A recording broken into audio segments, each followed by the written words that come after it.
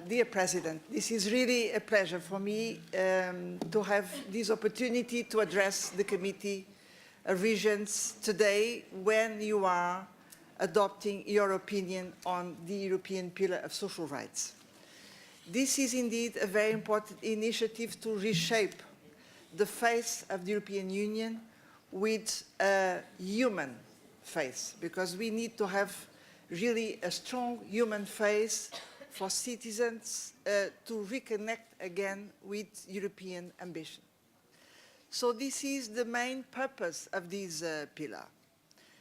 I was the rapporteur in the European Parliament. You should know that our report in the European Parliament was adopted with a very large majority involving 5 political groups. And now, right now, we are negotiating with the Council and the Commission the proclamation to be adopted in Gothenburg. So this is really important that the Committee of Regions is delivering the opinion now.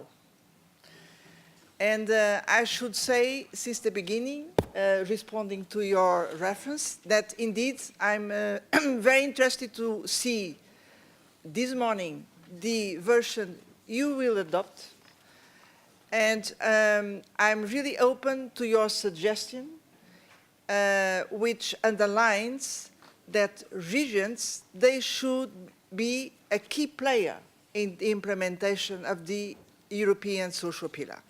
Because in fact, regions are the entities who work directly with citizens in their everyday life in order to improve their daily life. So let me tell you that since the beginning, the pillar was designed in order to be implemented at all levels. We need to have in mind multi-level governance, so the European level, the national, the regional, the local. If this is not clear enough in the proclamation as it is drafted now, this should be indeed clarified. This is my position, so I'm really open to work with you, with the Committee of Regions, to make it clear. Like that, you know, since the start, my opinion about this. Let me use the opportunity also to tell you what is at stake with this pillar. What is at stake is that we feel in our everyday life that citizens are dealing with new problems, and new problems emerging for the new challenges. Globalization and global competition is always there and will go on there. Demographic changes, deep demographic changes, aging, migration, and last but not least, a new phase of the digital revolution. And what is really new in this new phase of the digital revolution is that all sectors will be transformed in the way companies are created, they develop their activity, and in the way jobs are created. We need to make the best of this revolution in such a way that this will be translated into more and better jobs, particularly for young people. And that's why one of the key initiatives included in this pillar is to make sure that everybody in employment, whatever the kind of job, should count on 2 basic guarantees. One is, let's say, a clear, decent labor contract, and another one is access to social protection. We need to make sure that all citizens in Europe and all those are living in Europe, they can count on these 2 guarantees whenever they have a job.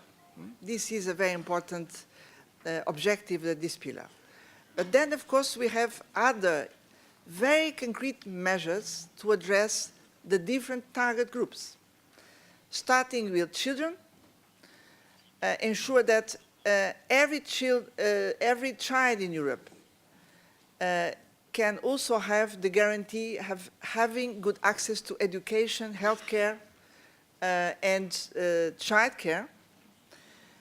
And we are also concerned with senior citizens, the aging trends, making sure that local care services and long-term care, they are really available.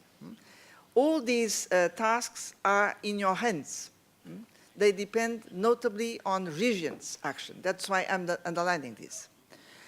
But let me conclude that even, and I'm sure that we'll adopt very soon this social pillar, the real challenge for us would be, of course, to deliver on these new and better social standards in Europe.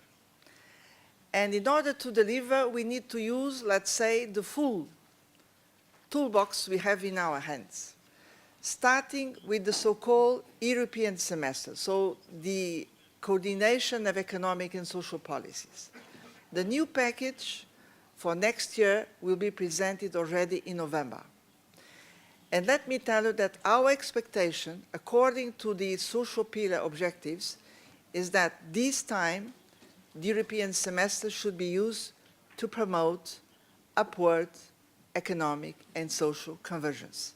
So let's make the European semester a real process to deliver convergence across Europe. And in order to make this real, the last part of the solution depends on means to invest. Invest in forward-looking projects, investing in people. And on this, of course, we need to improve what can be done with national and local finances to create room to invest. But of course, we also need to make sure that the next multi-annual financial framework, the next MFF, will be also a powerful budget to implement this social pillar. This is our claim in the European Parliament. You should know this. Last but not least, all this, which is quite ambitious, and this will shape, I hope, the roadmap for the future of the European Union, because many decisions will be taken over the next months in order to shape this roadmap. We do need a roadmap for the future of the European Union. All these will depend on having all actors engaged. And that's why regions are so crucial. Because at the end of the day, the delivery depends on regions. So I'm so pleased to have a regular talk with your president, my good friend Hans Lambert, because I know that he fully understands this, and he will lead the Committee of Regions for this kind of delivery. What I can say is that when it comes to the European Parliament, you can count on a very good, strong partnership, and let's start today. So I will receive your opinion when this is approved, and I will bring your concerns to the trilogue, which is taking place right now with the Commission and the Council. And like that, I conclude. Thank you very much.